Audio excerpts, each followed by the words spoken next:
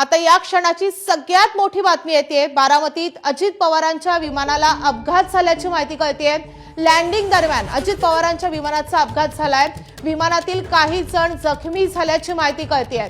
तर बारामतीमध्ये आज सभा आहे। दिवसभर अजित पवारांच्या 4 सभा होणार आहेत। जिल्हा परिषद पंचायत समितीच्या निवडणुकीच्या प्रचारासाठी अजित पवार आज बारामतीमध्ये दिवसभर असणार होते आणि आता असं कळतंय की बारामतीत अजित पवारांच्या विमानाला अपघात झालेला आहे।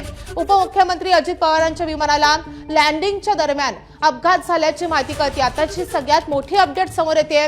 अजित पवार यांच्या विमानाचा अपघात झालेला आहे। विमानातील काही जण जखमी झाल्याची माहिती कळते। आता या जखमींमध्ये नेमका कुणाचा समावेश आहे हे कळू शकलेलं नाहीये। मात्र विमानात त्यावेळी अजित पवार, त्यांचे सुरक्षा रक्षक आणि वैमानिक असल्याची माहिती कळते। तर बारामतीमधून ही सगळ्यात मोठी बातमी कळते। उपमुख्यमंत्री अजित पवार यांच्या विमानाचा अपघात झालेला आहे। लँडिंगच्या वेळी हा अपघात झाल्याची माहिती कळते। आज दिवसभर अजित पवारांच्या बारामतीत 4 सभा होणार होत्या आणि त्यामुळे आज दिवसभर अजित पवार बारामतीतच राहतील असं सांगितलं जात होतं आणि त्या पार्श्वभूमीवर आता ही मोठी बातमी येते। अजित पवार यांच्या विमानाचा अपघात झाल्याचं कळतंय। त्यावेळी विमानामध्ये अजित पवार, त्यांचे सुरक्षा रक्षक आणि वैमानिक उपस्थित असल्याचं कळतंय।